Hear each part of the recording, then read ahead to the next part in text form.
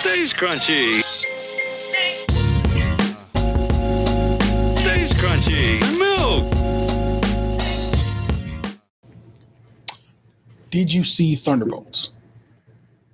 No, not yet. All right. Now, not even what the discussion actually is about, but that's where we start from there. Do you find Florence Pugh to be an attractive woman? I used to, and then I realized that she's a smoker, and so it killed it for me. I'm sorry, I can't help it. No. That's a very specific to Dan kind of thing. So I fully understand it from your perspective. I came across a TikTok the other day, and this woman said that men have told her, and men who were like right there, who were coming out of the movie with her, were like, I don't find Florence Pugh attractive, and I'm just like, I don't know what to even say. I'm like, I don't know who you hanging with, because it just seems like wrong. You know what I'm saying? It's like she's absolutely gorgeous on the runway and film and so forth and so on. So I was just like, what's up with these dudes? Did they think that lady was tricking them when she asked that question? Did like that was like something she was asking them to set them up and whatever? But for whatever reason, I was just like, no, this is not the case. I get it that you don't find smoking attractive, and so when you find out people smoke, it just basically kills your willy. Still, the notion of it is you can understand that she was to you an attractive woman, and that she is an attractive woman. She'll spit it for you. I mean, I think she cleans up nice. Like I've seen her like dialed up on runways and shit. Yeah, you know, she can work the Hollywood makeup magic. Yeah, but and I've kind of seen her bare face too. She has a cute bare face as well. So it was a shocking kind of turn of events. Enjoy it while you can, because that smoke will ruin it. Gotta age her quick. We hope that she gets over smoking sooner than later. England is weird that way. You know what I'm saying? They be over there just taking a cigarette to the face and then calling it something rude. So can't trust the Brits for smoking anyway. So yeah, bro, that really kind of smooth took me out. Now, I guess the question then becomes, you know what I'm saying, who are some ladies or gentlemen, I don't care, people that you think are attractive that you have found society is like, nah, man, that person ain't doing it for me and or is whatever. But maybe you got some folk that's in like to me this chick is fire, and you've had a buddy or somebody say or whatever. I don't know. Oh yeah, I mean that comes up all the time when like people discuss like wrestling women. Okay. Like Rhea Ripley's, like I think she's a very pretty woman. But like she's covered in like tattoos, and her like character is like a goth rocker or whatever. So like I have some friends where that's not their cup of tea. Okay. But like I get it, because I'm generally not usually like immediately attracted to like blonde white women. So it's like we all kind of have our preferences. I'm going to throw Rhea Ripley up on this picture of Rhea Ripley, which I find is a fetching photo of her, up on the screen here, y'all. Share. Let me pull this up screen, entire screen, and share. I think she's cute to me. Yeah, and see there, like she's kind of like normal there. Like She's got like her arm tattooed out, but like that's her personal. But like if you go on like her full Instagram page and you find something from her like at like I guess quote unquote work, where she's got like the full wrestling makeup on and shit. Yeah. I haven't been on her Instagram page in a long time, so I didn't. Yeah, you see kind of like there, like that's more along the lines of what people normally see on TV, where she's got like the black and purple, like kind of a gothic look. Yeah, I don't appreciate her in this style of makeup, but again, that's not really what I'm going for there. I like to see people. Yeah, I think her without makeup, I think she's more attractive as just her normal self than she's like dolled up as Rhea Ripley. Yeah, fascinating. So it's just, I don't know. It has come to me. That one, like I said, it threw me for such a loop that I was just like, are we tripping? Like, what's going on? I love me some Nia Jax, even though, she's a anti-vax Trumper, but I liked her before I knew that. So what I'm supposed to do with it at this point? So And I know a lot of people are like, nah, I don't like her at all, and this, that, and the third. So I mean, that's my a little wrestling boo, I guess is how I would word that. So I understand of that particular perspective. It's just it's always fascinated me what people's tastes are like. You know what I'm saying? What people find attractive and ugly and so forth and so on and all that. So it's just such a subjective conversation. For sure. Everyone's tastes are so drastically different that, you know, it truly is like beauty in the eye of the beholder when it comes to judging someone else's, you know, what you find attractive on someone else's looks. The new what's her name? Vanessa Kirby, who was going to be Sue Storm in the new Fantastic Four, doesn't really do it for me. But again, blonde white woman, and so we just discussed it. That's not really either of our cup of tea. So, I mean, I know Florence Pugh is a blonde white woman, but it's like, you know, it's different for her. Florence Pugh did play Paige in the WWE former WWE wrestler. The one that had the sex stuff leak a couple years back, and so she had dark hair in that movie. She was younger though. So she played. That family of wrestlers, right? Yep. Yeah.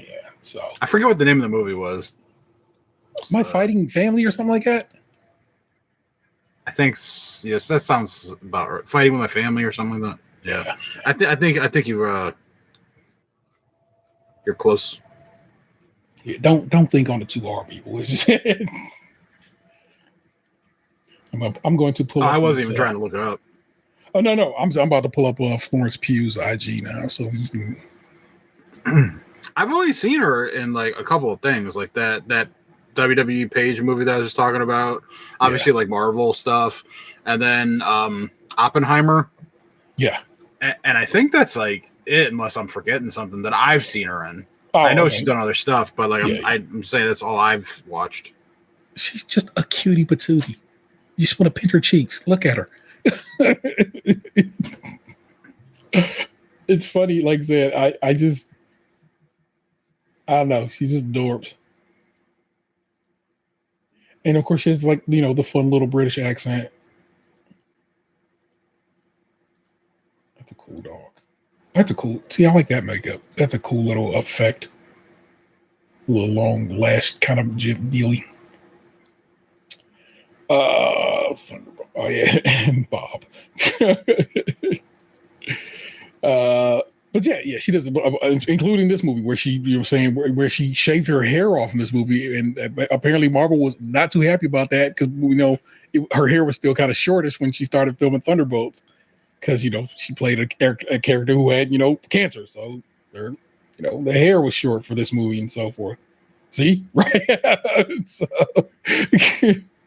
but like I said, I just I it's funny to me if people are like, "Oh man, I don't get down with that." I'm like, and again, maybe it's just that lady's experience. Maybe that those particular gentlemen were. I truly feel, and I don't want. I'm not trying to say. I think they was trying to holler at her, and was trying to be like, "No, I don't find her attractive. I find, like, you know, you attractive." You know what I'm saying? I think that was what was popping right there, and that's not on some hate shit. It's just how it was going down at that point in time. But yeah, great actress. Really fun. She used to date Zach Braff for a while there. They were an item. So yeah, your man the age gap there, huh? Yeah, because he's the same age as me. And I've noticed a lot more people being extra judgmental on age gaps these days. Particularly from the younger crowd.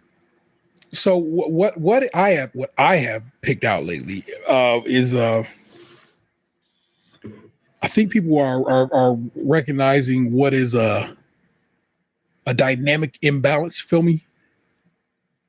So like my kid is telling me about somebody that he knows from school that it was at 14 dating some like 21-year-old, and they're still together now. So I mean, whatever. But that man is, of course, a man now of 20 extra, let's say 4+ years. So he's like 25, 26, and this is 17, 18 year, not 17, about to be 18-year-old. And it's like, for me, they got to at least be 18. Like they have to be at least be an adult. I feel like I know the gap gets less weird as the older you get. Like the same 7 year, 8 plus whatever year gap. Like when you're in your 30s and 20s, it's not weird. But when you're like 21 and they're 14, that's a little fucking weird. It's a lot fucking weird. It's such a maturity gap difference that I'm just like, what are you doing, dude? Besides wanting, it just makes me think you are into children. Is what it comes down to. I'm gonna be real with you. So yeah, because like that person's body just started changing. Their brain chemistry is like all out of whack, and like they're like entering high school, and you're damn near getting out of college, and you're like, you know what? I feel like I can build a future here. Like, come on. Now, like if they're out of college and you're out of college, and like you're a little more experienced in the work in normal life, you can work through that. Yeah, but like they may not even have had their first period yet, and you're over here like, man, let's go have dinner together. It's weird. And of course, that's not what's happening. They're not dating them. They're not taking them to meals at a nice restaurant or to the cinema. I believe it's a G word that people would say here. Rhymes with broom. Oh, facts. That's definitely some grooming going on there. And it's wild and it's gross and so forth. And I feel like people are like starting to recognize the nonsense off go. You know what I'm saying? Because it's just when you hear about these teachers fucking around with their students, it's wild and so forth and so on constantly. And I mean, with so much regularity that you think they'd be mad about it, but it's always preachers talking to the youth group and so forth and hanging out with them. And I'm just like, bruh. So I saw there were a lot of people today that were quite excited by the news of the Pope, but then I also had a few people who were making church jokes, if you know what I'm saying.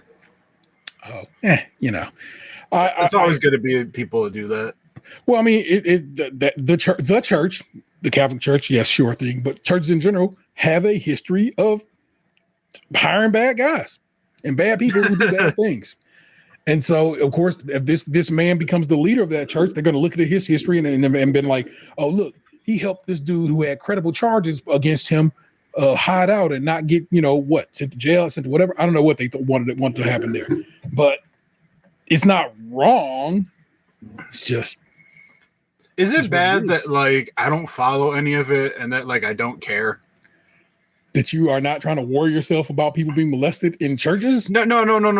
Like, I don't follow like church news. Like, I don't know who this guy is that got elected Pope. I don't know shit about him. Like if it's a presidential election, I know nothing about this candidate because like I'm not a religious person. So like the happenings of the church, like they're elected officials. Like I don't care. I don't know why so. Why I care is simply because the history and the pageantry of electing a pope. That's me. That's where I'm at. I was like, oh shit, white smoke, because my phone buzzed like white smoke has been seen at the Vatican. I could appreciate the pageantry of it, like the pizzazz, the showmanship. Yes. And like I did get a little bit above behind the curtain. Like I don't know how historically accurate that Conclave movie Conclave movie was that I watched. Yeah, but like I got kind of the gist of a little bit of like the happenings of like the behind the curtain. I would say like from a theatrical sense for sure. But like it's not like I have like a pope that I was or a cardinal or whatever that I had my money on where I was like, oh come on man, it's got to be Louis the 27th. Like let's ride out here. Do you know that they had odds on that? And I think the odds I hope they would. I think early on the odds were toward the one of these the Filipino cardinal. He clearly didn't win, and so people were pretty hype about that one. There was talk of maybe an African cardinal because we just got our first South American, cardinal cardinal that became Pope in Pope Francis, and so it's that kind of stuff. So of course, why I was interested in this is of course there's the history of the history of the Holy See in general, and your boy loves some history, and I was like, man, wonder what his name's going to be because a lot of things go into people's names. So like when Benedict came in and called himself Pope Benedict, people were like, oh shit, we know what this is about to be. because that name has some background, some history to it. He was like the 16th Benedict, if I'm not mistaken, and he just seemed real, like he was about to come in and be real conservatives, I guess how people were saying, and he kind of was. And so I was like, oh, dude, what's this guy going to come in at? You know what I'm saying? And so there's all these names that have been pope. So John is the most popular pope name. Pius is a big one that had a lot of back in the day. Pope Innocent was there were multiple Pope Innocents. There's only been 2 John Pauls. It was 1 and 2. And the first one, they called him like the smiling Pope, who died of a heart attack maybe only a little bit more than a month into his job, which is why the guy who became Pope John Paul II was like, let me be John Paul II. Let me honor my predecessor and so forth and so on. So the name is what I was like, I wanted to know what the name was going to be and what the name might mean. And when he went with I think Leo is when he went with Pope Leo 14th. I don't know what my man, let's just look at the new Pope. I'm the friggin' Pope. Leo the 14th is what his title is. But I find that, so his name is Robert Prevost, and Cardinal Robert Prevost. That's his name. So he's basically Pope Bob, and I think that's dope. Pope Bob from Chicago.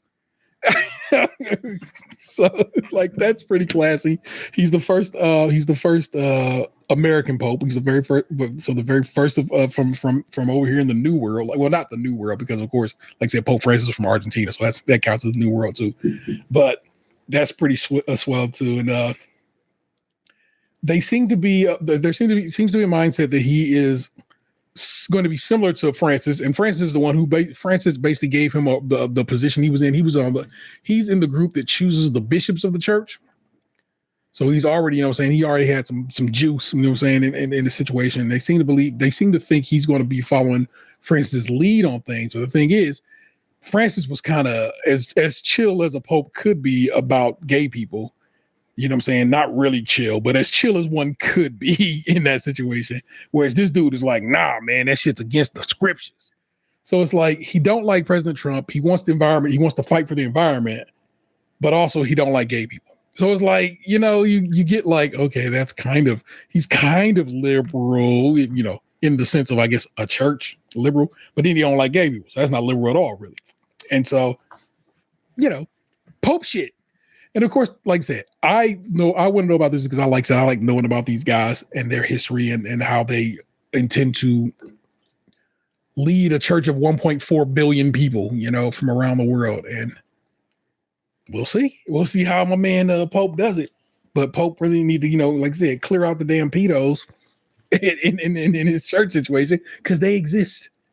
But all these churches need to be doing that. I'm saying the Southern Baptist Church and so forth and so on, and just the regular Baptist Church and the Methodists, whoever else. If you got bad guys in your operation and you know about it, why are you doing anything but getting rid of them?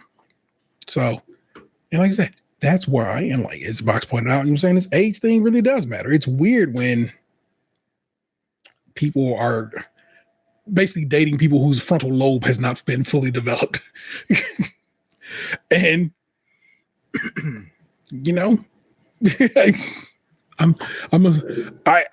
it's not weird because it's weird. It's weird because it's gross. And it's why we say, Drake, hey Drake, we hear you like him young. Because you was kicking it with Millie Bobby Brown. You was kicking with all these other 17-year-olds, people who just turned 18 years old. It comes off as weird. It's why we call you a pedophile, because we gotta think you have a pedophilic tendencies, Drake. Sorry, bud. So that's what's up. If you were wondering, that's why. But there you have it. Florence Pugh, lovely. Far too young for an old man like me. But I like her in the movies.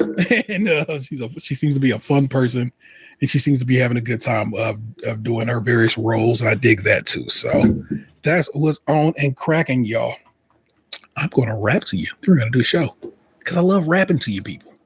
Just a good time to be had. I'm going to read it more than rap it. But then I get going, I always end up rapping it to you anyway, because I can't help myself. I get a good time going. I'm like, yes, let me start flowing. I got verbs, skills, babies and bills, a brother who smoked krills and still trying to get himself together from it. No one can quite run it like me. I'm on the cutting edge of what's alleged to be hot. And when you rock, it's just impersonations of me. The writer's MC, MP with the V in the middle. I belittle your plan, courtesy of NY, Dirty C, my man. My base of fans is made up of many, with kids allergic to belts letting their mind melt from drinking the Henny. And them straight and narrow types who be waiting to hear. Them drums say the revolution is near. Are you listening? Are your eardrums open for christening?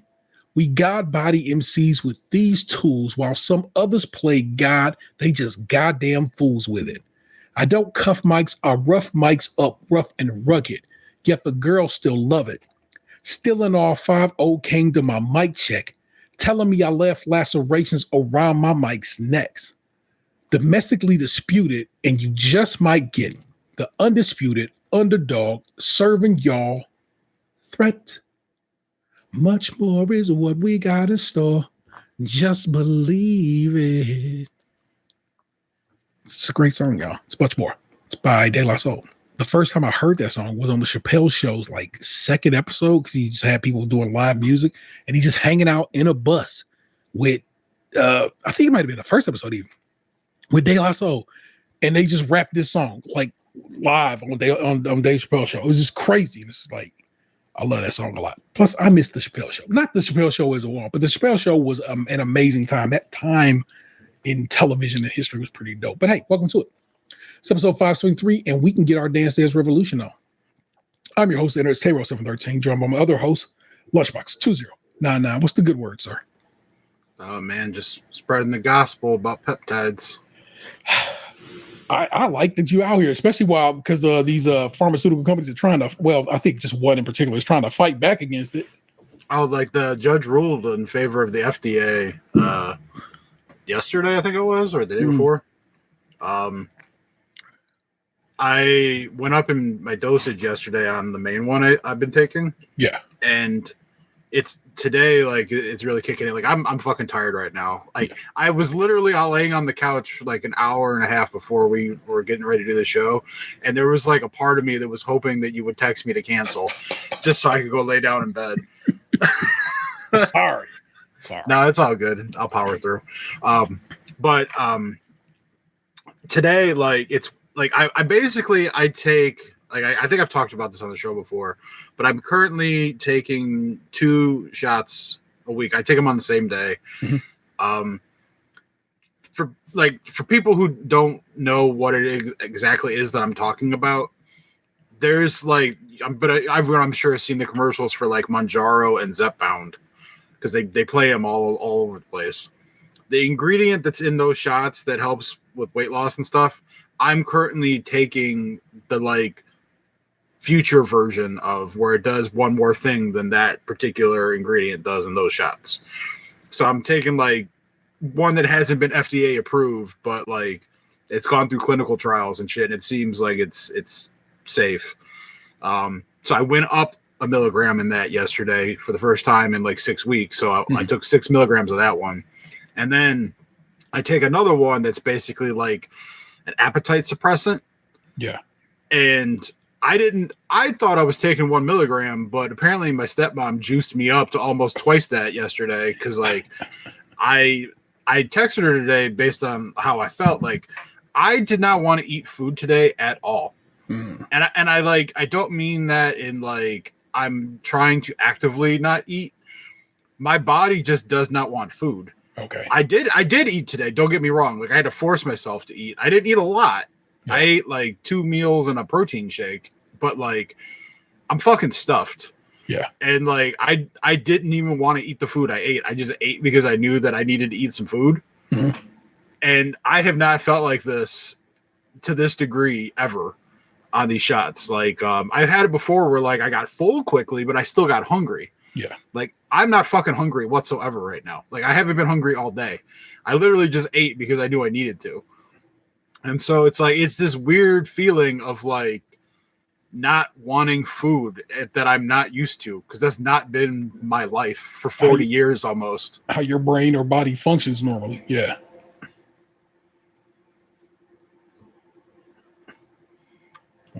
I'm sorry, what was the question? Oh, I said it's basically not how your brain or body has functioned all these years. Yeah, it's like I've trained my brain to want food even when my body doesn't actually need it. Yeah. And so it's like food's been tied to my emotions. It's been tied to events. Yeah. So it's like I've taken food from just something we need to survive, and I've turned it into some sort of like mental emotional crutch trigger. Yeah. And like right now, it's like I have no desire for that shit whatsoever. I'm burping right now. Like my buddy like made a DiGiorno pizza this morning, and I ate a couple slices of it at like 1:00 in the afternoon. Like I hadn't eaten anything all day before that. And then 2.5 hours ago now, I had like one of my meal prepped meals that I get from that service. Yeah. It was just some Swedish meatballs with some egg noodles. And then I drank a protein shake. And I'm fucking stuffed, and I'm over here burping because like my body is just like, all right, we're good. Like it slows down your digestion, so it sits in your stomach a little longer, so you get a little gassy and shit like that. But like I'm drinking water, so it's filling my stomach up on the back end. Yeah. But like, yeah, I have no fucking desire for food right now whatsoever, and like I'm good. Well, there you go, people. The peptide game. Now, so what if siding with the FDA? What does that mean? So basically what's been happening is before the main company that produced tirzepatide that has the patent on it, Eli Lilly, they had a shortage. So that's how all these other companies where you see the commercials for like Mochi and Hims and there's like, I think it's like 5450 or something like that. Arco, like all these different like compounding pharmacies that stepped up to produce the ingredient and prescribe it to people while Eli Lilly had a shortage going. Mm-hmm. They basically like are trying to continue their business, but I guess the way that the laws work is like once the company that has the patent that produces the peptide ingredient, the injections, whatever you want to call it.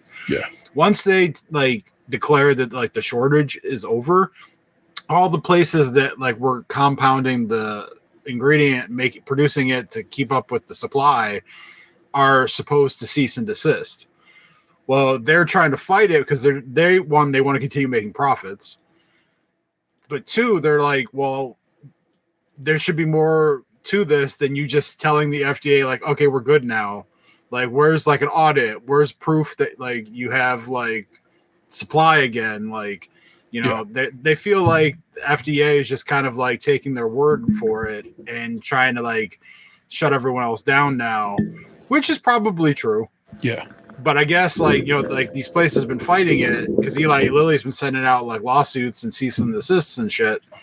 And I guess a judge ruled in favor of the FDA, like not making like not allowing like everyone to continue to make it. They're basically enforcing the Eli Lilly only now, and they gave the FDA approval to do that, or they ruled in FDA's favor of shutting everyone else down and not just, you know, like going back to Eli Lilly.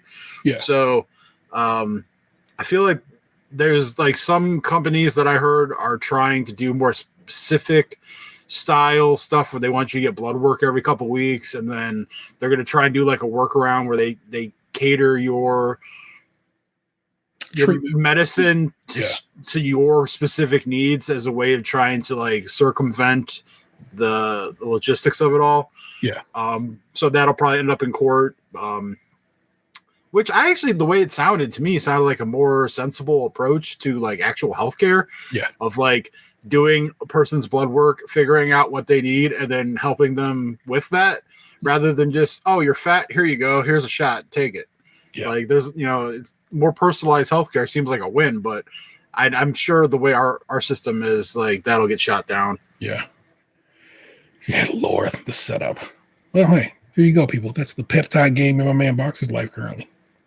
That wasn't even story time with Lunchbox. It was a story from Lunchbox. Just kind of worked out that way. Let's talk news. I got two stories for you. This first one's from a scene from Vince Gregoric. Exclusive rendering shows how Cleveland Browns would renovate the existing lakefront stadium. As the Haslams push for a dome in Brook Park, scenes obtain a rendering of the much talked about but never publicly seen Plan B, which remains a real possibility. Jimmy and Dee Haslam have been anything but shy in sharing imagery of the domes and surrounding development they hope to build in Brook Park. The possible future home of the Browns, a $2.4 billion project with a proposed $1.2 billion privately financed by the Haslams and $1.2 billion coming from public coffers in the form of state and county bonds, has been teased in photos, videos, and sizzle reels as the team sells the ideal to government officials, business leaders, and the public. But what they haven't shared publicly are how renovations at the current lakefront stadium would look. They clear the clear and admitted option number 2. For years, before the pivot to Brook Park, those plans weren't secondary, but instead at the forefront of the discussions with the city, county, and state. And through late 2023 and early 2024, the Haslams did share renderings of the renovation plans in presentations with assorted officials, stakeholders, and business leaders in the regions, but not in the public. Even as they acknowledged last year, there were 2 real options. Renovation is not, after all, the plan the Haslams prefer at this juncture, but it is one that, given the current budget process in Columbus and opposition to the Brook Park move from both Cuyahoga County and the city of Cleveland, remains a distinct possibility. But more on that in a minute. The public does have its first look at what the renovation of Huntington Bank Field would look like, thanks to an image obtained by Scene showing a rendering by the team. The single image is part of a larger set of renderings that show other angles and how the stadium fits in the planned lakefront transformation project. Asked for comment, Cuyahoga County Executive Chris Ronayne, who alongside Mayor Justin Bibb has been included in those previous conversations, told Scene he's glad part of the project is finally being published as the public debate continues. From day one, I said we need to reveal your lakefront transformation plan as well so the public can get an honest comparison of the 2 plans, because both involve a request of the public for subsidies and support, Roane said. Roane, who first saw a presentation from the Haslam Sports Group on the proposed renovation in late 2023 and has staunchly opposed the possible move to Brook Park, told Scene. They have never revealed what they shared with other members in the community, business leaders, Chamber of Commerce members, public officials. It's only fair to the public to have a full view and not one side of an argument. Share it with your partner, the public, if that's what you're going to call the public. He added, again, you're going to call them your people, then why not share this idea with the people? There's more to that story. I actually just want to show you guys this rendering. Once again, share my screen. And yeah, hit that with the old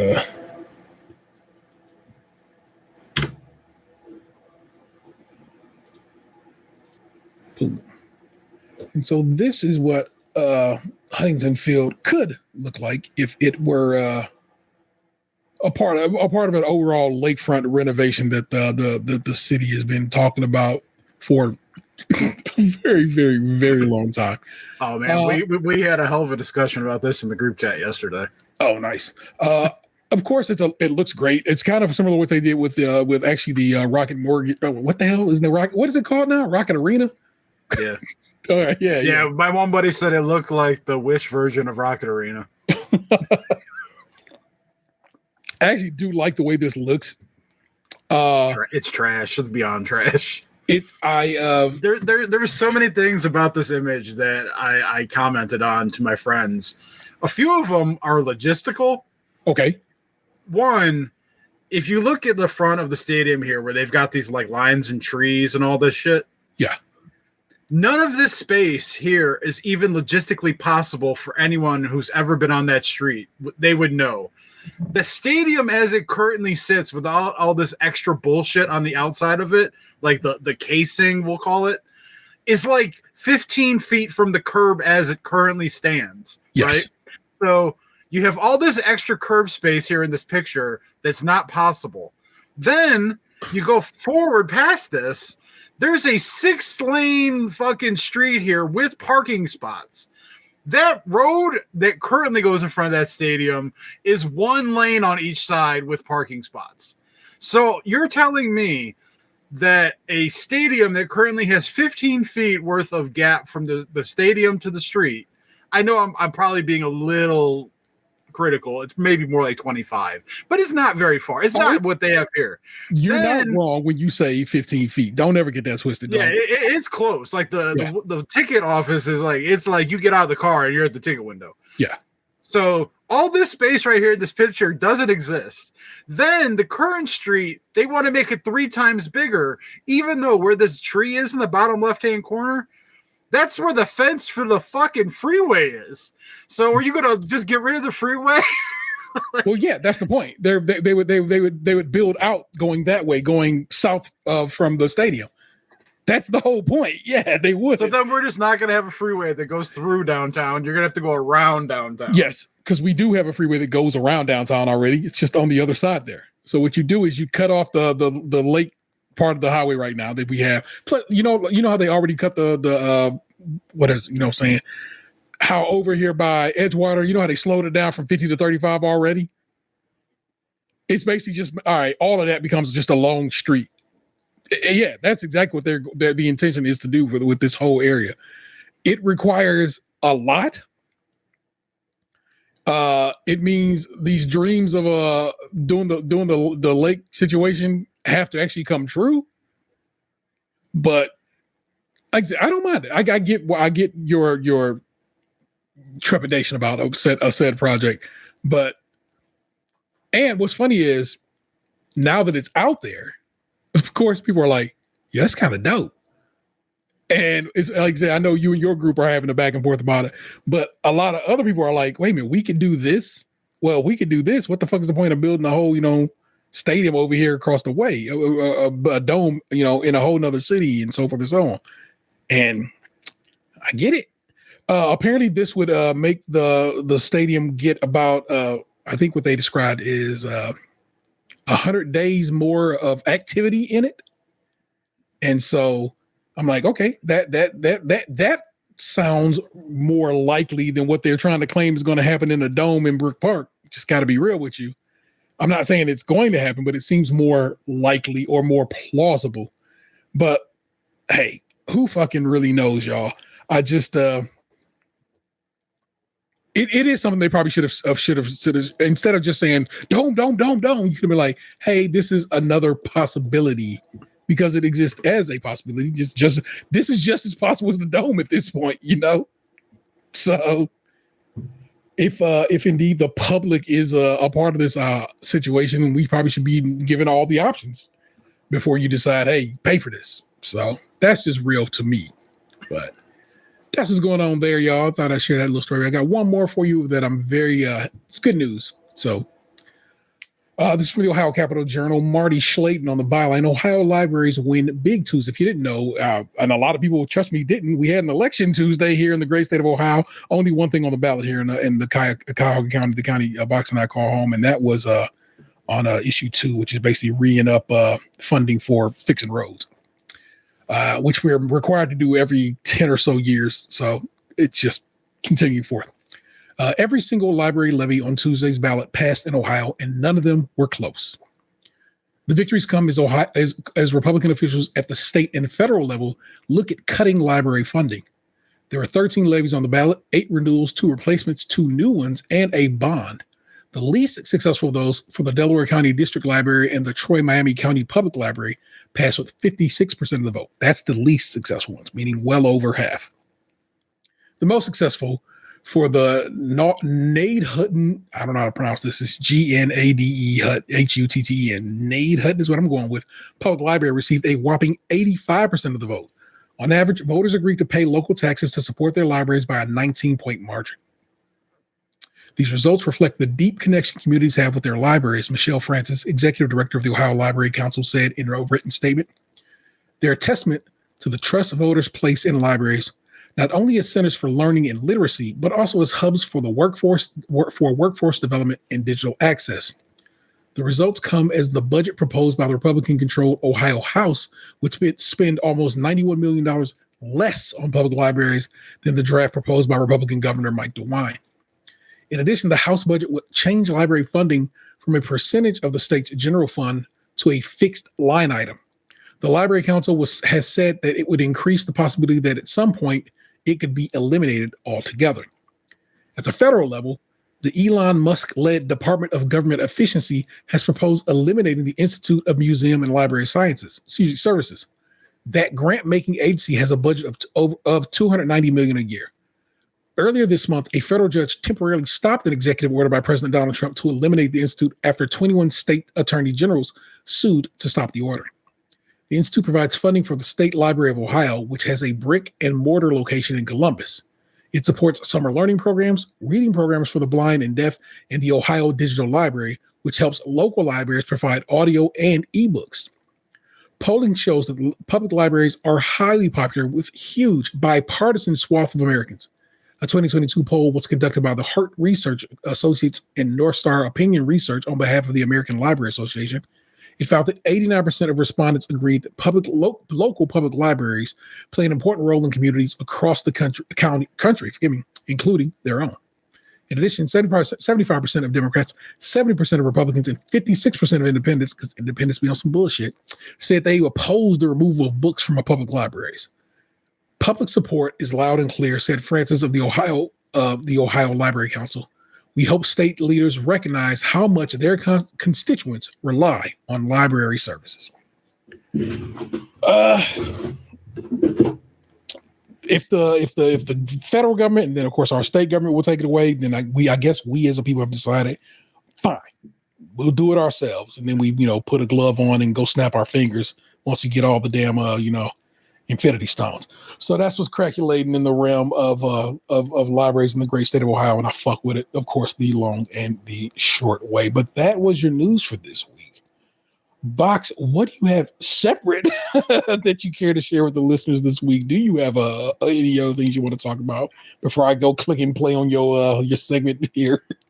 I'm gonna be honest, man. I barely left the house in the last week. Like, I shit you not. Like, I went to my dad's on Monday and today.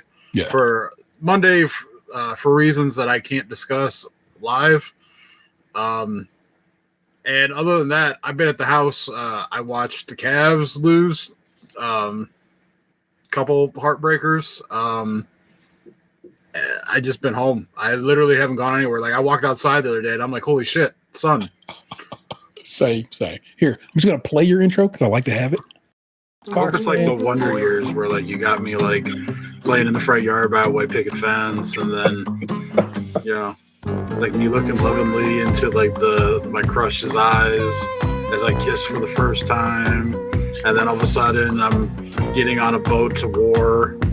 And then, I thought it would involve books in some way, story time, but damn. Yeah, I mean, I guess reading Rainbow works too.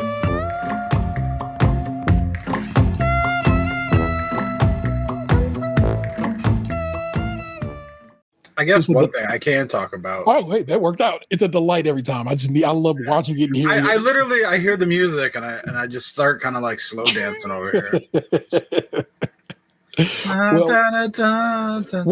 What tidbit would you like to add on top of your discussion of peptides earlier? Forgive me. I would think so. I get this email quarterly, and I always just kind of delete it.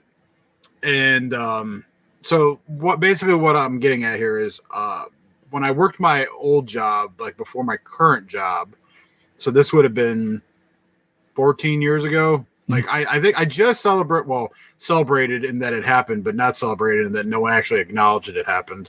My 13-year anniversary at my company that I'm employed at currently was last week. Didn't get an email, didn't get a hey, you've been here. Didn't get nothing. I guess they only do the 5s and 10s on those. So my previous employer, which everyone here knows was Goodwill. Yeah. When I worked there, they had set us up with it was a 403B like thrift retirement account at like Mutual of America or some shit like that. Mm-hmm. And so like not a lot of money got put into it back then because I didn't work there that long or make enough money for that much to go in there. Yeah. But that money's just been sitting there for like, I think they opened it, like I maybe had it for like a year before I got canned. Okay. So like that money's been sitting there for about 14 years now. Yeah. And I never did anything with it. I think I may have moved what kind of fund it was going towards or something like that. But I never did anything with it because I'm like, well, I can't really do anything with it. So I just got to the point for years where I was just fucking deleting the emails or whatever. I'm like, I don't care. Because it was barely anything, right? Yeah. And so like I got an email about it the other day. And I was like, let me see what's going on in here. So I had to like do my password because I couldn't remember my password. And then, of course, it's the typical, like, I go to put in the new password and it's like, you can't use your current password as your new password. I'm like, well, fuck, can I go back and just use it now that I figured it out? But so I had to reset the password. I get in and I see the account's got like $3,500 in it. And I'm just like, oh shit. I'm like, the fuck should I do with this? So I started like looking at it and I figured out that I can withdraw money out of it. Okay. I can just basically take the money, but like at a penalty because obviously I'm at retirement age. So I was looking at it last night a little bit. And if I take out like 100% of it, like basically if I just kind of close the account, they'll take like 20% for like penalties and taxes. Mm-hmm. And so I get like $2,800 in cash that I could just get out of it, which I'm like, kind of like, all right, well, I could just let this sit here and continue to maybe, you know, accrue interest over the years and kind of have like a, kind of like when you put money in your winter coat and then like you find it later, except this would get a little bit of interest on it, you know? Yeah. Or I could just fucking take the money now, be done with all these fucking emails every quarter that I don't care about, and just throw the money into like my personal savings. So like I kind of want to do option 2. Like I know I guess the smarter option is to just leave the money there and not touch it. But like I kind of feel like I don't give a fuck and I just want the money out and I want to be done with it because it's also kind of like my last tie connection to that part of my life. Yeah. And if I just wash my hands of it, then I'm done and like I could just kind of like focus on the other shit I'm doing. And also that like would kind of like finish my goal of like upping my savings account amount for potential layoff situations or whatnot that may arise. But I guess technically I could just leave that money sit there and do the same thing if I did lose my job. But it's just like I kind of just want to do it, but I know it's not smart. I mean, if nothing else, you do play smart with your finances. It's going to be saved regardless, is what you're saying, basically, right? Yeah, like I'm not planning on like taking it out and like going and buying something with it. It would literally just go into my personal savings, which is why I know what I want to do is stupid. It seems like you're just going to take a 20% hit to save it in a different account. Yeah. And that does not seem wise. But also, I'm going to take a 20% hit no matter what, like unless I leave it there till retirement. Yeah. And so, which is 20 years. I think that account is technically 20 years from now because I think it's like 59 and a half when I can get that money penalty free or whatever. Yeah. So, like, am I going to like, I'm trying to think like, am I really going to leave this here for another 20 years or like, is it smarter to make it liquid that you can actually just get a hold of in the event of emergency? That's my thing is like if I just take it, then I could literally do anything I want with it. I could put it into stocks. I could put it into savings. I could buy precious metals with it. I could buy crypto if I wanted. Like I literally open it up to an avenue of different design if I want. Yeah. Or I could just leave it where it sits and leave it in its current avenue. Like I know the smart thing. But I also kind of feel like I'd be okay if I did the wrong thing. Like I'd be fine either way. Because it's not really wrong. It's different. Yeah. It will cost you 20%, but I mean, you can afford that 20% L. You know what I'm saying? Yeah. So, if it was a greater sum of money. Yeah. Because like I looked at how much I would get back out of it if I pulled it, and it was like 28 something. Yeah. So I basically be giving up $700. I kind of always I look at my job we currently work at. Because I've been there so long, I actually have a small pension, just sits there.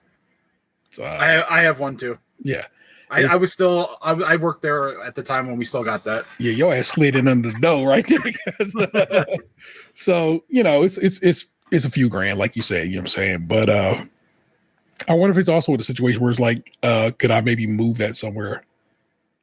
Take a hit. Know, like I haven't been able to figure out how we could touch that. Yeah, I don't know if we can. That's what I'm saying. I'm like, maybe, but yeah, that's actually something. Maybe it should be considered. But also, my dad was trying to convince me to take a 401k loan to go buy gold with, and I was like, I don't know about that. I don't know about that one, pops. What is my work life situation right now? Is I feel a little too unstable for me to be YOLO in my 401k on gold. I kind of understand his affinity toward precious metals as if they will that's going to be what we're going to be spending when it goes down. But will we be? And how do we? I guess, you know what I'm saying? Because I think it's more for a global thing rather than a United States thing. Basically, like the U.S.'s money is worthless. The whole financial system is it's a big Ponzi scheme, and like I sound like my dad, which is like fucking driving me nuts. But our entire system it's a big fraud. Like they just create money out of thin air. Yeah. Like I saw something yesterday about like the government buying like their own bonds back. Like they're gonna print fake money to buy back their other fake money. It's a giant fucking scam, and that's part of why, like, when all the other nations were kind of getting sick of our shit and our money started tanking, it's because of that. Like, you know, no one wants to take our fake dollars anymore, and so it's hurting our economy. This is not financial advice. This is strictly for entertainment purposes. Do not sue us. We are not telling you what to do with your fake paper. Trust me, I'm not going to go buy any precious metals because, again, I don't know how precious metals spend. So currently, my fake money works. And so I just got to go with what it is. And like I said, if the world go crazy and go real crazy, I don't think I got to worry about it too much. I'll just be dead. And that's fine too. That's what I've told to some people. They're like, oh, what are you going to do in an apocalypse? I'm like, I'll probably be fucking dead. I'm fat, y'all, and I got I'm fat and I'm middle-aged. Like, I ain't going to make it long. Like, well, I'm going to turn into some sort of fucking Bear Grylls survivalist out here all of a sudden. Like, I have not spent my life training for that, for such an event. Yeah. So, it's a wrap. I'm going to have to be like fucking dude in Walking Dead. And I'm going to have to convince some army types that they need me to go to Washington, D.C. to fucking find the zombie cure. Yeah. So, again, I get the concern. I get the ideal. Just doesn't really make sense for me.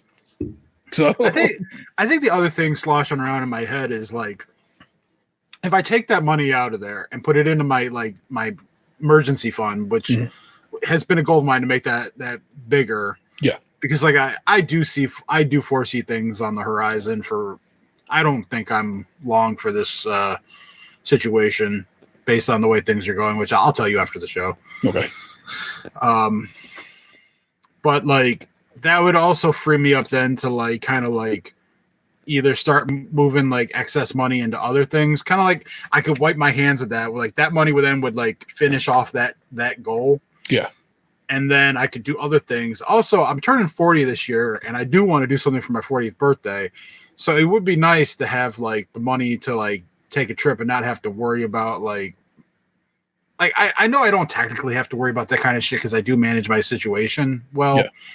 But I get fucking guilty spending money on things that aren't like bills or like essentials. Like celebrating my life, to me, it feels like a waste of resources, even though I know I need to enjoy my life. That's part of why, like, where my head's been at lately is like, I'm finding that now as I'm getting older, I don't give a shit about my job even more as the days go by. And like, if I were to be kind of old yellered, I think I'd figure it out. And I think like it would like force me to maybe try and do something that I actually give a shit about. Because right now I just do this every day because it provides money that I need to survive, but I don't actually give a shit about any of it. Okay. You ain't telling me nothing but a word, bro. Agreed. So, yeah. So it's I'm gonna keep doing it until like they tell me I can't.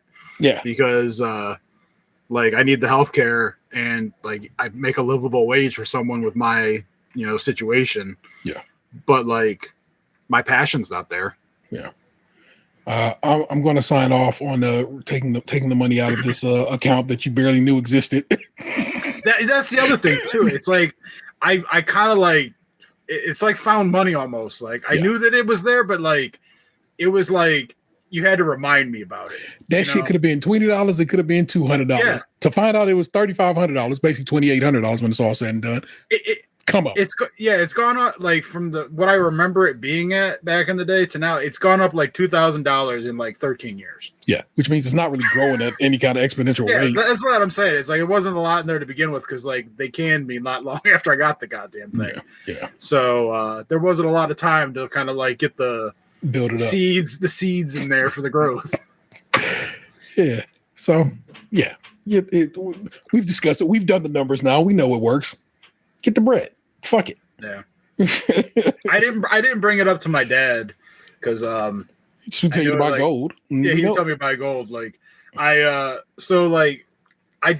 have bought a little bit of precious metals, like nothing crazy, like but it was because like there's this exchange, it's called Apex. I think I mentioned it on the show once, and I got their credit card like 2 months ago, and because it doesn't hurt to diversify. Like you should be diversified out there. Like this is not financial advice, but you should be diversified.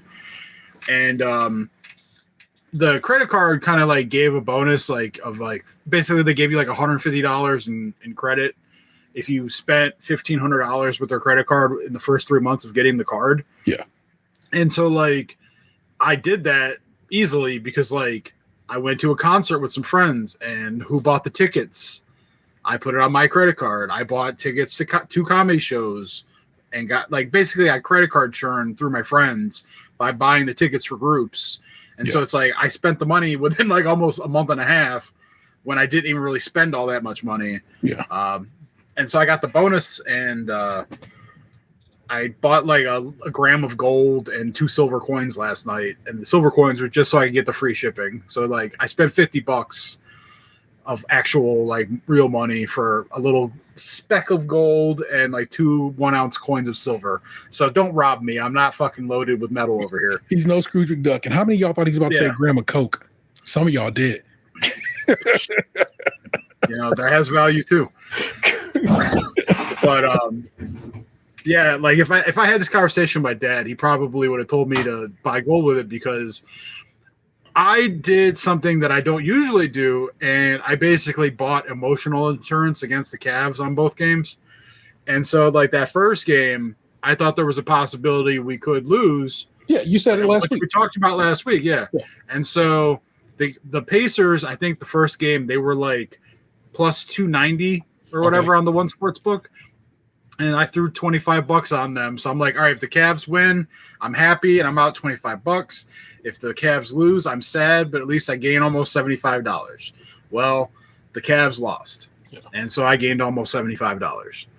Then when I heard about how fucking hurt our dudes were, and I was like, well, shit, I don't think this is going to go well because I know Darius's soft ass ain't going to play through that toe. Mobley, they're saying he can't walk. And fucking DeAndre Hunter dislocated his thumb on his shooting hand. I'm like, there's no way in hell 3 of our top 6 players are going to play in this game. And I'm like, so it's going to come down to Donovan having to play superhero and the rest of our team having to step up.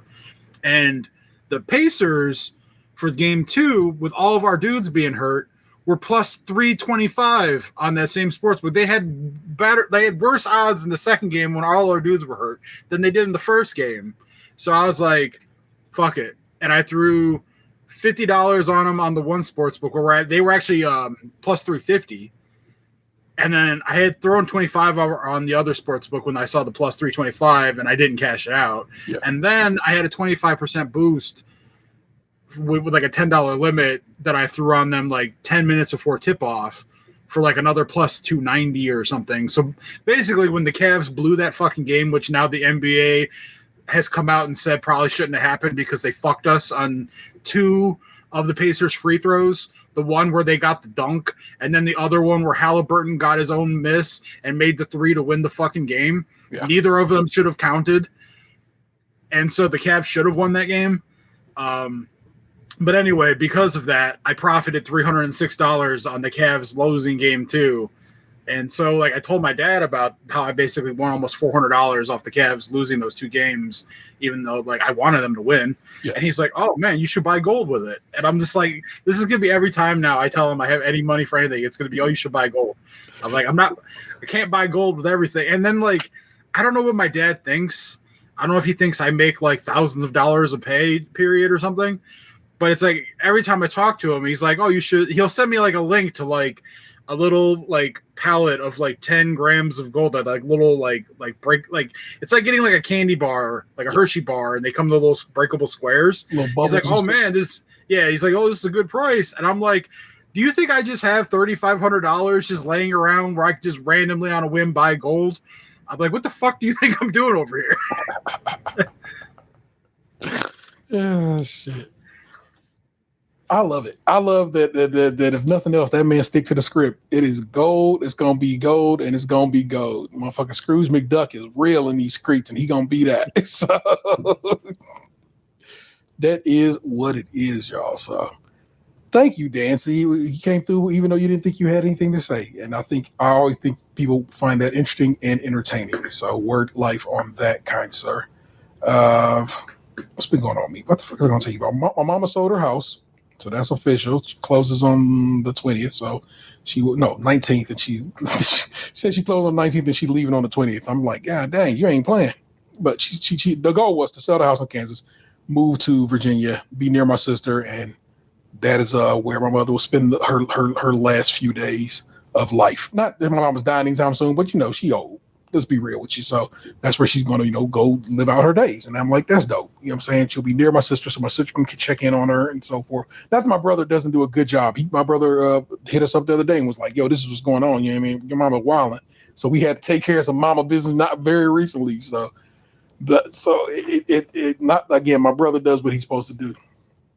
But that's kind of nice. And so congrats to her on that. And, let's see. She'll be here at the end of the month, so that'll be nice. What else is popping? Oh, so how this is a random bit of random, right? So we're going to Tennessee for my family reunion, the 6th of June. Recently, my son's girlfriend, at this point, they've been together for a very long time. I might as well just call her a partner, but his girlfriend, her grandfather passed away, and they're going to be having his memorial. But guess what? Her folk live down where my folk live. So he was going to be going down there with me anyway. Now it just becomes like, oh, I got to be down there anyway because it's funeral stuff I got to go do. And I'm like, that's how I be going down sometimes, man. It just not that the universe is cool, but it works out like it's supposed to be. So we'll all be down there anyway, and that's going to be. It'll be interesting. It'll be good to see my cousins. Oh, some of my cousins, you know what I'm saying? I mean, my cousins in general, I ain't got no beef with none of my cousins. It'll just be nice to see them and, dap up and show love and so forth. And not in a funereal situation. The last time I was in Tennessee was when me and Box drove down there for my Aunt Dot's funeral. And so just to be down there and I guess under good terms and on a good time, I think will be very nice. So that's coming pretty soon. I got the email from Nintendo saying I could buy a Nintendo Switch 2 directly from them if I were so inclined. Now, mind you, I've taken care of business already. So if you know something, it's like right now, Box. If right now today, somebody who wants a Nintendo Switch 2, I got the email. I can just shoot them the email and give them whatever information they need to buy them a Switch 2. But I have my invitation to buy one from Nintendo in my email box right now. It came like a few hours ago. So that is possible. If you just want to buy it yourself and flip it, do that. That also is possible. You know what I'm saying? So, but that's what's crackling in my my inbox currently. Anything else going on? Told you about my kids' performances last week. Told you about my son. My son's good to go. Vanessa's good. Vanessa got a new rheumatologist the other day, and she seems happy with that. It sucks that she has rheumatoid arthritis, but it's nice that she has somebody to treat her finally, and somebody she seems to like. So that's good. Bake Off show's going real well. We had another guest this week. We had Chris Stefanski, who was a baker on this season of the show, and he was a real fun guest to have. And we, we just talked baking. We got to do 2-a-days next week because Nick Jew's going to be out of town on the day we would normally record, so we're going to get 2 in next week. But the second one of that show, the interview was already recorded. I interviewed the winner the Tuesday we started recording the rest of the show because that was her schedule, and that's what I took the day off from work to interview that woman. I had to interview. No, that's like a half day. I think I took a half day. Had to interview her in the morning, and so that has been recorded. Oh, I just said her though, so I've given a bit too much away. But actually, that show is available. All episodes are available right now. So whatever. But I interviewed her a Tuesday in the middle or whatever, and so got that done. So that part of the show is done already. I just got to clip it into the show. So that's fun. So the Bake Off has like 2 episodes left before we're done until the fall when Bake Off English, Bake Off comes back. Unless something comes up in between here and there, because it's possible they do specials and stuff like that. So we'll do a special episode here and there. Anything else? There you go. Like Box said, not a lot popping really. You know what I'm saying? It's busy in a different way. You know what I'm saying? It's preparation and doing all kinds of stuff to get my kid ready to graduate, and I'm excited for that. And so sooner than later, that'll be taken care of, and we'll talk about that too. Next week is our birthday episode. It's our 12th year of having done this, and we'll talk to Box about that here when we get done, so we can lay some things out, get some things prepared. So that's what's crackling in my world. Hope that helps. Hope you enjoyed a little bit of tea, a little spot of tea. That's what's going on. Let's take it to the mean streets of Reddit. And go visit the subreddit, I'm an asshole.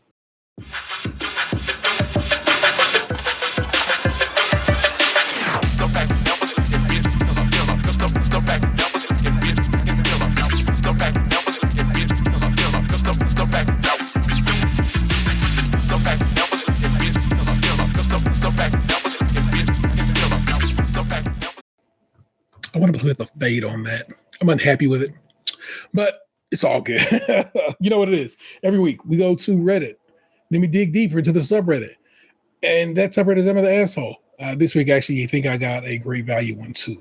I do. I have a great value. The r/AITAH. I also snagged one from theirs, but here, Box, are the options. Am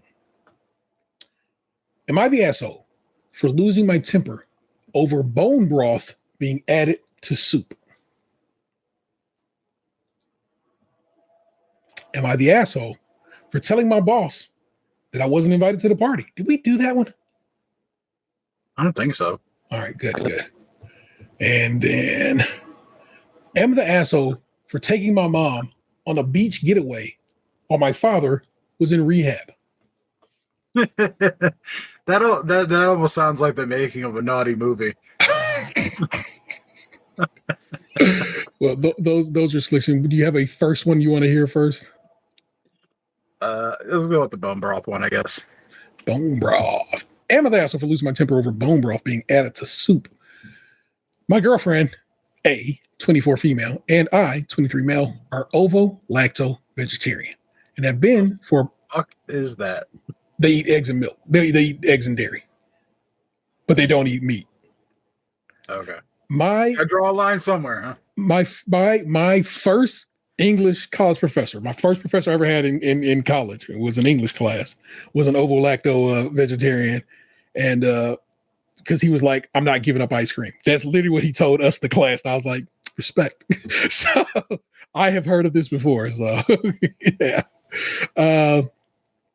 For approximately 6 months. So they've been at this for like a half a year or so, because she developed a sudden involuntary negative reaction to meat and some animal products. At best, she'll spit out the offending bite and rinse her mouth out. At worst, she'll get sick almost immediately. She's gone to her primary care and is seeing a therapist, but we have yet to know why she reacts this way. Any meat from a mammal to poultry to fish triggers the reaction in her if she consumes it. Even sufficiently meaty vegan products that imitate the taste and texture of meat too well can set it off in her. I opted to cut meat out of my diet as well, considering I do most of the cooking, and it's easier to make us both the same meals rather than worry about cross-contamination. I've grown to prefer some of the meatless alternatives of our normal fare, and seeing her unabashedly enjoy my food makes me feel warm and content. One of the worst ingredients that triggers the reaction in her is bone broth. I used to drink and cook with it beforehand, but nowadays I use mushroom broth, and I don't notice much of a difference because except when shopping as it tends to be in stock at local groceries, even when meat alternatives aren't. So there's just more bone broth to be had in these streets, I guess.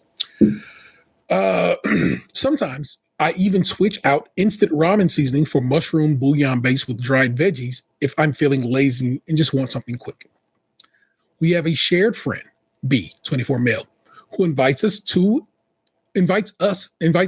a few others, including C, 23 male, over occasionally for dinner and a hangout. He's a much better cook than I am, and he invited us over group chat recently, even offering to send a few recipes he'd been considering making by us to make sure he could accommodate. A and I looked over the recipes B sent, and a minestrone recipe caught our eye, especially because it's been soup weather and I hadn't had proper minestrone in ages. We told him that what we thought, and he admitted that it's what he would have chosen too. He sent the time and a date to the group chat, and all seemed well. The day rolls around. We arrive a little later than everyone else. We get settled, and we serve ourselves some soup before sitting at the table. A only had a single spoonful before immediately making a beeline for the bathroom. As soon as the bathroom door slammed shut, C shrunk in his seat and admitted to adding bone broth to the minestrone while B was greeting us, and he felt it needed the flavor and didn't think A was really vegetarian. What? This is where I may be the asshole. I laid into C, calling him, among other things, a fucking idiot for tampering with food someone else made, and a piece of shit for doing it knowing full well it was supposed to be vegetarian and making my girlfriend sick. I told him I never wanted to see his face again and left for home with A as soon as she got out of the bathroom and rinsed her mouth out. Now the group chat is in shambles. A says she appreciates me standing up for her, but feels bad for causing a scene. Am I the asshole? Well, probably could have reacted more maturely, but I don't feel they were wrong to be upset. Yeah. Fully agree. They're like, sure thing, we can all probably be better in how we go to fuck off on people. Oh, yeah. Yeah. But you knew what this was, and you decided, I don't think she's really a vegetarian. Well, motherfucker, that's not for you to decide. It really is not. And it's kind of garbage that you would do that to somebody who you are friends with. God, I might have. Yeah, you know what? You know what I eat. You know my proclivities for what I consume. If somebody was like, served me up a pepperoni, it's like, oh, that's turkey pepperoni. But then I ate that shit and felt it in my belly that it was not, and it was done with intention and with malice and forethought. Yeah, I might fuck somebody up off that shit too. I might snatch up somebody by their collar, be like, what the fuck you think this is? So I get it. And because I know what my reaction would be, I'm not gonna call myself an asshole. Fuck, I look like. So I'm not gonna call this guy an asshole. You're okay, sir. And it's okay to defend your partner and from morons. What got going on in the comments was people were like, "Hey, has your partner been checked for a disorder called alpha gal syndrome, AGS?" And like you might have read or heard on news stories recently that people were like, people being bitten by ticks, a certain type of tick, causing them to develop this syndrome, which makes them feel ill when eating red meat. Now, of course, she said she don't fuck with poultry or fish either, but alpha gal in reality does cause an issue with people being able to consume red meat. And I think somewhere in the comments, the OP was like, "Yeah, she do be out in the woods sometimes." So I guess it might be possible. So it might be that his partner has developed an allergic reaction to meats that are causing her tummy, some trouble. And that actually just kind of sucks. But Reddit fully agrees this person is not the asshole. And come on, bro, they couldn't be. Nah, you gotta protect your love. You know what I'm saying? It's weird that somebody. I'm gonna hope that was fake, Box. I'm gonna hope that was a little. Sometimes you gotta hope for the best. That was just a made up story that they wanted some Reddit clout or whatever. That somebody didn't really do something so assholey as to go and basically nearly poison somebody because like I said, she gets sick all of this shit, y'all. It's not like she just is choosing not to eat these things. You know what I'm saying? So uncool. Excuse me, didn't mean to burp in the mic. Am I the asshole for telling my boss that I wasn't invited to the party? I, 26 female, just started a new job.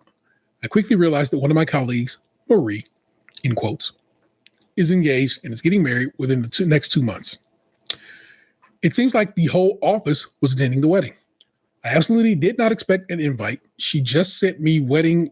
She just met me, forgive me. Weddings are planned in advance, venues booked, etc. My friend actually just got married, so I saw firsthand how it all worked. I could tell Marie wondered if I was expecting an invitation and was hesitant to bring up the wedding around me. But I just never made it a big deal. I don't feel left out in the slightest. Then I got CC'd on an email from someone at the office, Joan, throwing Marie a shower during our lunch hour in the break room in a couple of weeks.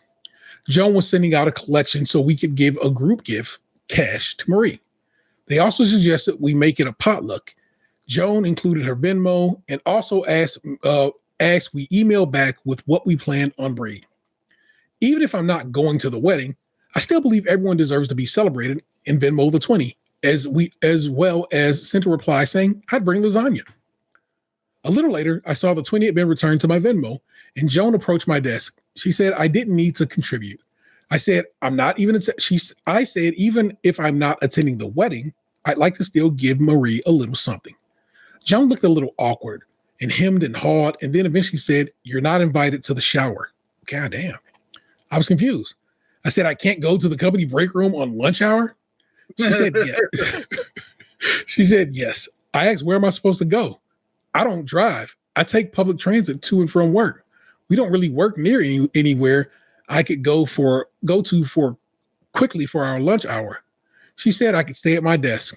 I pointed out that this was a little exclusionary.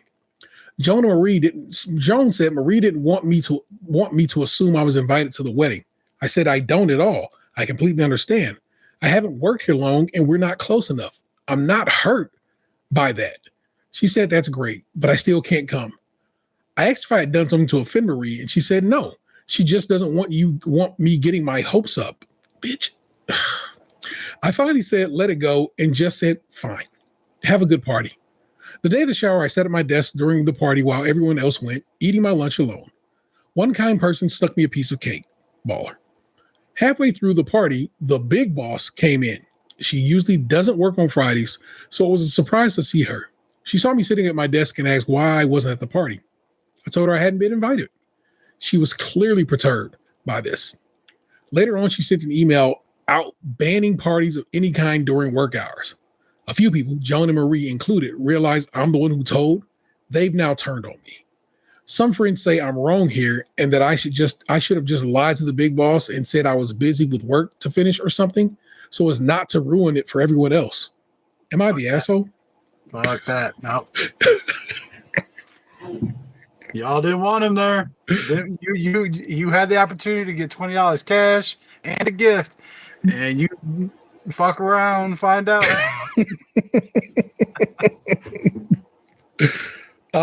Yeah, clearly, no. There's no way I could ever call you an ass over this. These people, Yeah, you play uninvite themselves. me, and then you want me to lie for you? Fuck you. bruh.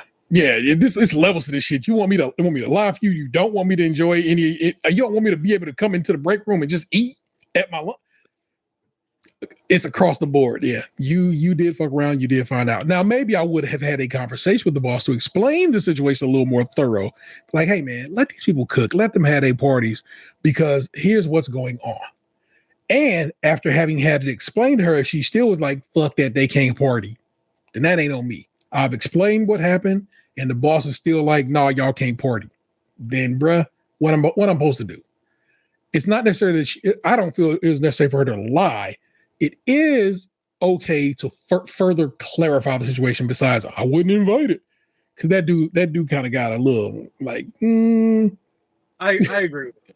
Yeah, like I understand where you're coming from.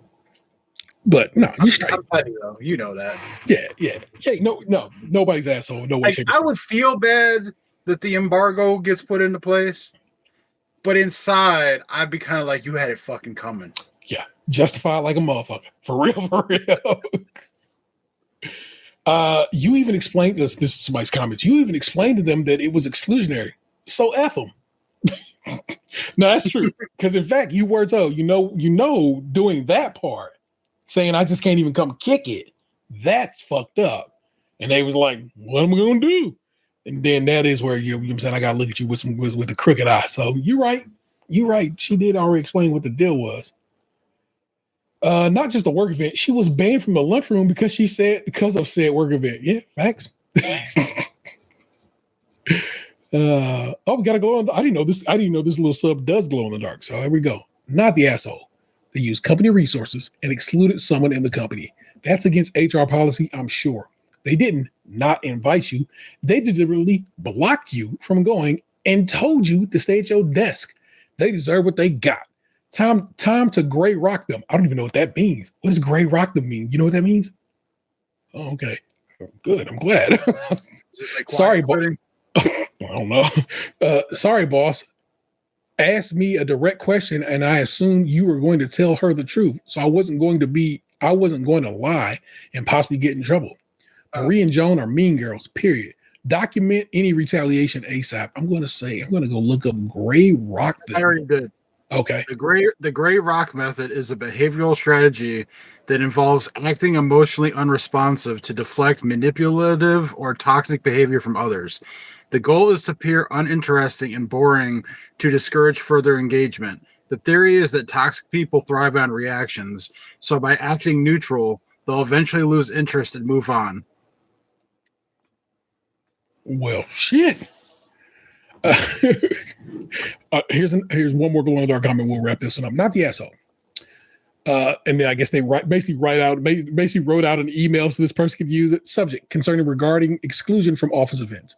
Dear HR representative, I'm writing to bring a matter to your attention regarding a recent office event, specifically the bridal shower for Marie that took place on date of shower.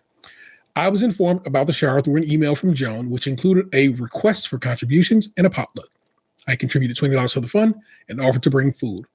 However, Joan later approached me and informed me that I was not invited to the event. She explained that I was not allowed to attend the shower in the break room during lunch hour and suggested I remain at my desk instead.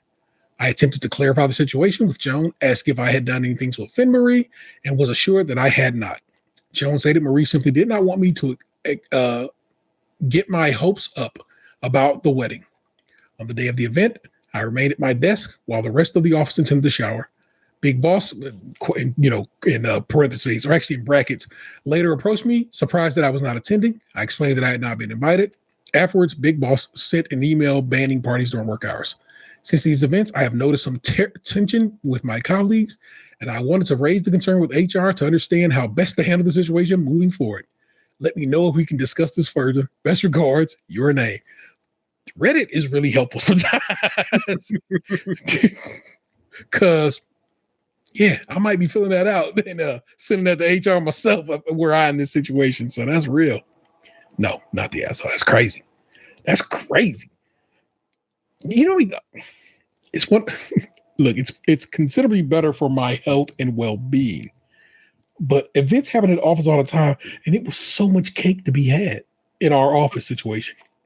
One, we have a lady who bakes the shit out of cakes.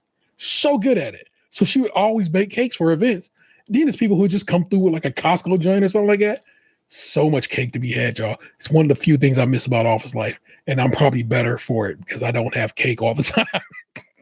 The cake baker has brought cakes to our last couple of work outings, and they're still as good as you remember. God damn. Love that woman. Last one. Another asshole for taking my mom on a beach getaway. My father was in rehab. Taking just what you have in front of you. Man, I'm telling you, that movie. This is the script that some movies are on some naughty websites. Emma, that's for taking my mom on a beach getaway while my father was in rehab. Hi, I'm a 21-year-old female. I recently took my mom, 42 female, and my younger brother, 14 male, on a beach getaway for a week after my father, 49 male, was admitted into rehab for alcohol abuse. Okay, this is a little different of a script than I was expecting, but it could still play out. Were you writing this, for another site? What would have occurred here? I'm not saying that I was scripted it out. I thought the person taking the mom was going to be a son.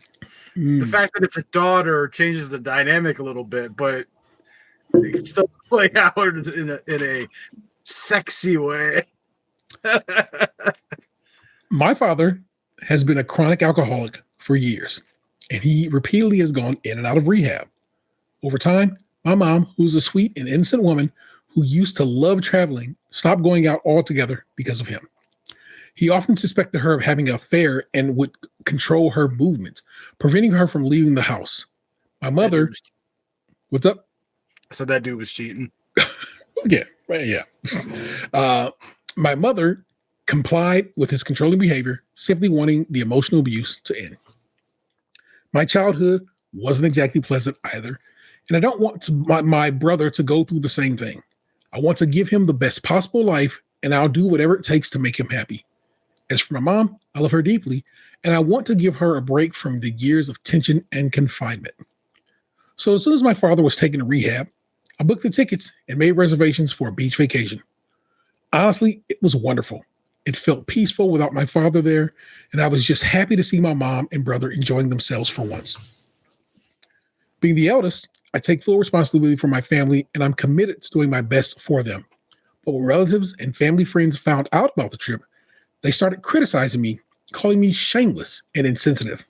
Some even blamed my mother, saying she didn't raise her children properly. What started as a relaxing getaway has now turned into a mental burden because of these hurtful comments. I'm left questioning myself. Was I wrong? Am I really that insensitive and careless? The opinions and judgments from others have made me doubt my intentions, even though I genuinely meant well. Edit. I'm truly overwhelmed by the responses I receive. Thank you from the bottom of my heart to each and every one of you for your kind and thoughtful comments. I just want to clarify that the remarks and taunts mentioned came from relatives on both my father and my mother's side. The one thing they all seemed to agree on was that what I did just wasn't right. I understand it may have been a tough decision for others to accept and perhaps even harder for them to understand. But I don't feel any guilt because seeing their genuine happiness on my mother and my brother's face made everything worth it. That moment of joy is something I'll always hold close, and no amount of criticism can take that away. Once again, thank you for your kindness and support. Yeah, you're not an asshole. Your dad's not an asshole. I found a taker for your Nintendo Switch. All right. We'll go over it after this. Worry not. Glow in the dark comment. Absolutely not an asshole. The reason your mother doesn't have the strength to leave your father is because the way she was raised. This is a great opportunity for her to find her strength with your help. Life is too long to be miserable, and she certainly is. I commend you for taking care of her and your brother and showing them how beautiful life could be. As for your dad, he needs to battle his own demons. I think your mother already suffered enough. You are an amazing human, daughter and sister, and you should be proud of yourself. Don't mind those family members. You don't need them. Facts. Yeah, any old, butt is just going to be a butt. So let him and don't trip off of it. You know what I'm saying? You're good to go. That's okay to, what are you supposed to do? Sit and be sad at the house? Dad's in rehab. Oh, woe is me. All right, slide out. Go live some life. I mean, fucking John Mulaney got out of rehab and immediately bagged a new supermodel wife and got her knocked up within a month. He didn't waste any time. Life goes on. Let that man, and don't most people in rehab, they're off in rehabbing, they're disconnected. They don't know what the fuck you're doing. Go live your life. Take your mom out. Yeah. Yeah. Your life don't stop because they're getting better. Yeah. Yeah. Some rehabs be no communication with outside. I'm saying, why are we doing this? Because we're trying to focus on you and your health. So fuck out of here. That's just somebody who want to be mad. And so let them be mad. You had a good time at the beach and I'm happy for you. Fuck them. You don't care about your father enough that you did sit at home sad for weeks while he suffered in rehab at a problem he couldn't control. Get the fuck out of here, bro. Anywho, that was this week's Ever the Asshole. We certainly hope you enjoyed it. This is where we talk entertainment. Box, what have you been enjoying? Let me pull up my notes so I can type it down what you say so I can have it for later. Watching, enjoying while you've been indoors here. I basically played Call of Duty the entirety of last weekend. Nice. I am current on Suits LA, which I can't fathom that show being picked up for season 2, but we shall see. I'm Found came back, and I watched the latest episode of that. Yeah, you were saying it had been last week. You were saying how it was gone. You was concerned it was gone. Well, I think The Irrational got clipped. But Found, I guess they were on a couple week hiatus. They've got a couple more episodes in the tank before the season ends. Yeah.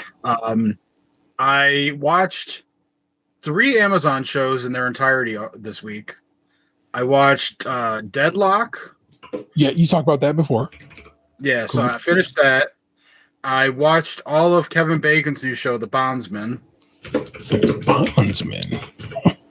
And then today I finished all 12 episodes. Well, I didn't watch all 12 today. I watched 6 yesterday and 6 today.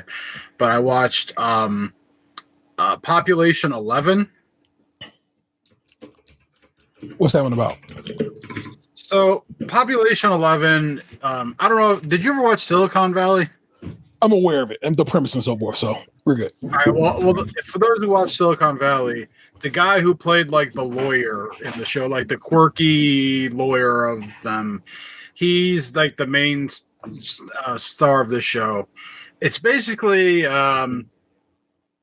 this guy goes to Australia to try and find his dad because he thinks his dad took some money out of an account that he fraudulently opened in his father's name with money that he was money laundering for people.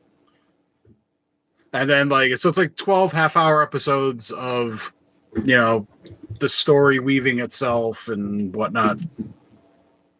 Fair. Word up. All right. Call of Duty, Suits LA, Found, Deadlock, The Bondsman, and Population 11. So Box been getting down with. I have been on The Last of Us. Still great. Oh, my bad. I forgot one thing. I started watching The Mentalist. That's basically psych adjacent. Yeah, CBS's version of psych with a white man. Well, I mean, they both had a white man. But... I know, but no, because he's Puerto Rican or Latin of some sort, as it turns out. He's Mexican. He's part Mexican. Yeah. So and Gus was black. So yeah. This is this guy's Australian, so he is very, very white. Yeah. My dad got me watching it, but I watched a couple episodes with him yesterday. Yeah. So I started, and it's 8 seasons. Gives me something to watch. It's all right. I watched a couple episodes of the original Twilight Zone with my dad the other night. The black and white? Yeah, the black and white one from the 50s and 60s. Yeah. We watched the episode with George Takei that was banned for 6 decades. Why was it banned? So it was right after World War II. So And George Takei is Japanese. So the story was basically like this military vet had a Japanese sword that he had taken off of someone that he killed over in Japan. Mhm. And the sword was kind of like possessed by the spirit of the fallen samurai. Mhm. And when George Takei picked up the sword, he kind of like gets possessed in a way by the guy. And then there's like, a lot of things said that were very for the times based on the tension that had happened. And so, yeah, I guess like I could see how we probably, left that one on the sidelines for a while. I always find it. So look, I'm not saying things should be banned or whatever. I feel like everything can be shown if accompanied with an explanation. You know what I'm saying? It's like this was a product of its time. It was real fucked up during that time. Blah blah. Yaggy schmackety. Let's keep moving. Here, enjoy this. Yeah, or that's the kind of general idea now because like we watched it on Paramount Plus. It wasn't like we had to search on YouTube for it or the internet. And I did while I was there that same evening. Also, for the first time in my life, saw Driving Miss Daisy. My dad was watching that when I got there, so I sat down and watched that with him. What'd you think? It's an Oscar award-winning movie. I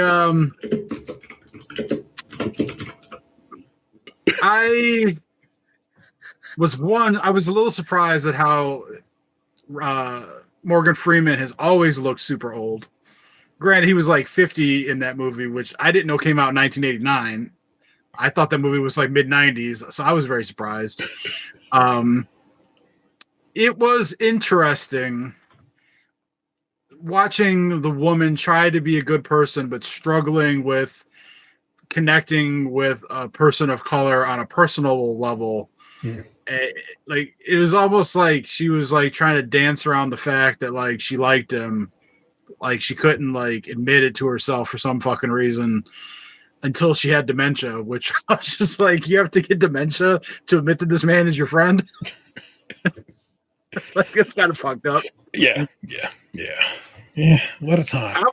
I was like, the whole thing about like him not getting invited to the Martin Luther King dinner until they're like at the door. Yeah, that was when it felt fucked up, and like I could see how he kind of like why he reacted the way he reacted. But it was also a little interesting for me to kind of like hear the dialogue that I've heard referenced in other things over the years, and to see where it originally came from. That was a little jarring. Like, oh shit, I've been hearing this joke for years. Well, shit, word to Driving Miss Daisy and not Jennifer. What is the lady who's in that movie? I have no fucking idea. Oof, man, I could have pulled her name from the hat had you not been talking about it. It just would have been there. But Driving Miss Daisy was. I don't want to look it up. It was interesting how they aged Dan Aykroyd in that movie too. Yeah. Oh yeah, because at that point that's all makeup. That's not even we don't have the CG situation going on there. Jessica, man, it's not going to come to me. I'll look it up after this. But yeah, Jessica Tandy, I think maybe is who was Driving Miss Daisy. Now that I've given you a name, Jessica Tandy, let's look up Driving Miss Daisy and see if T was right.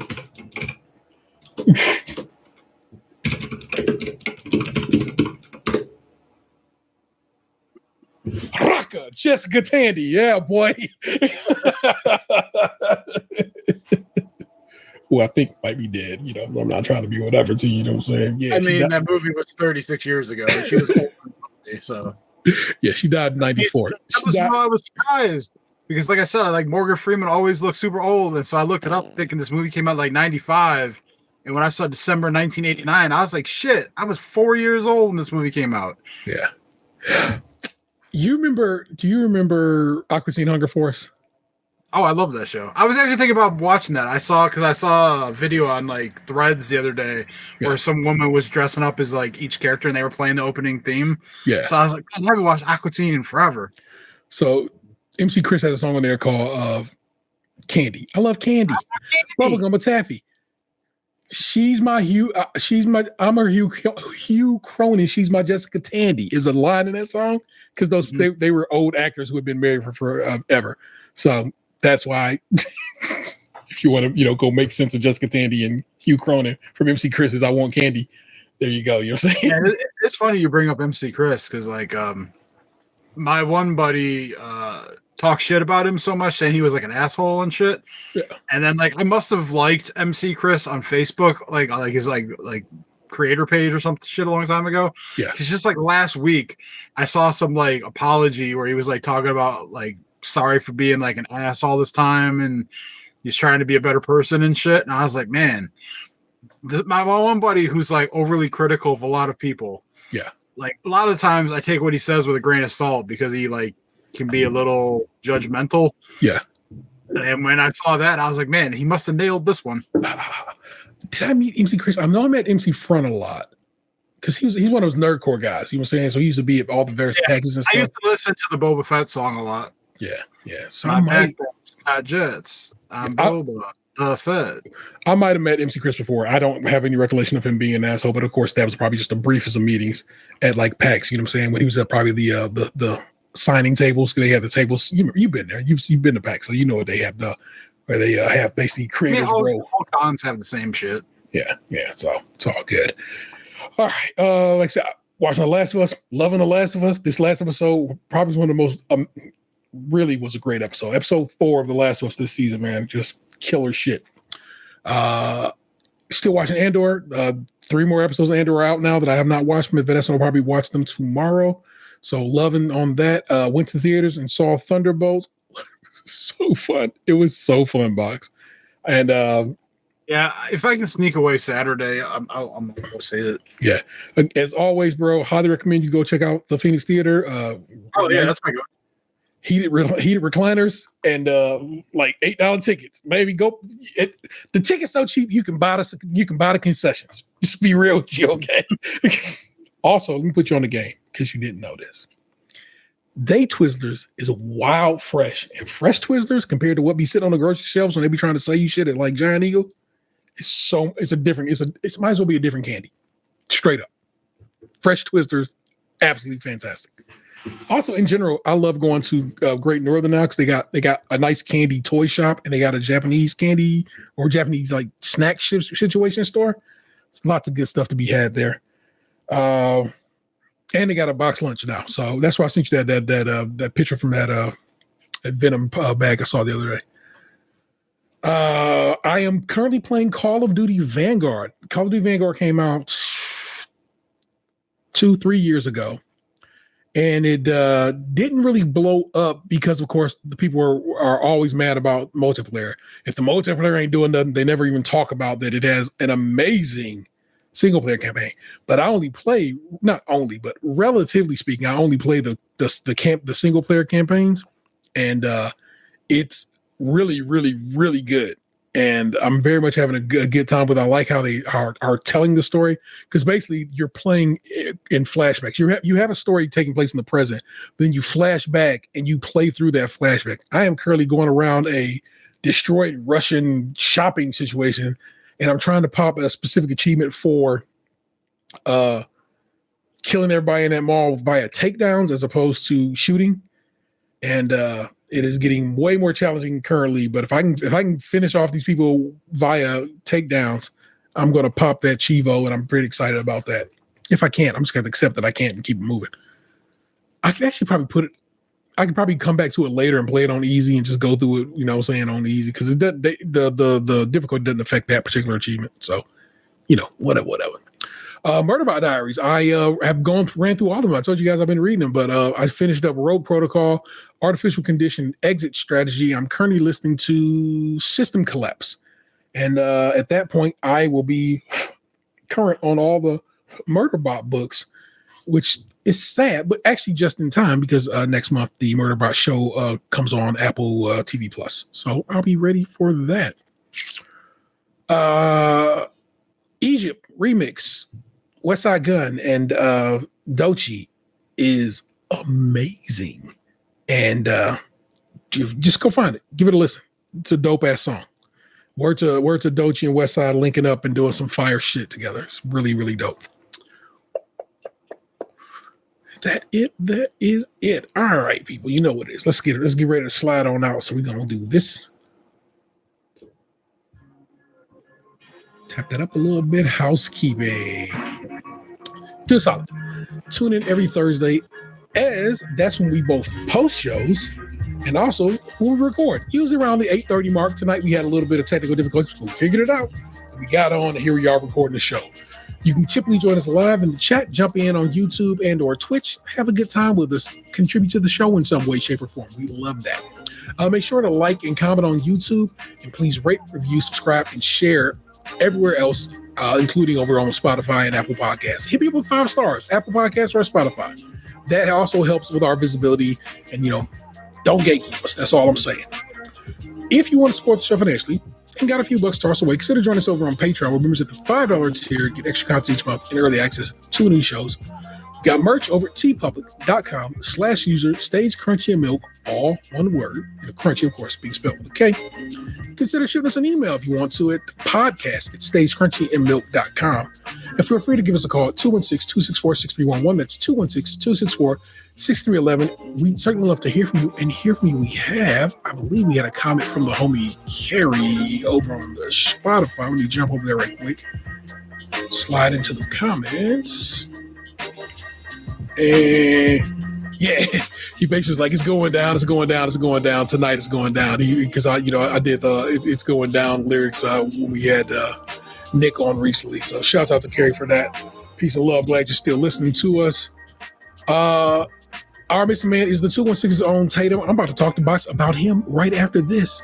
You won't hear it, but whatever. That is, of course, Lunchbox 2099.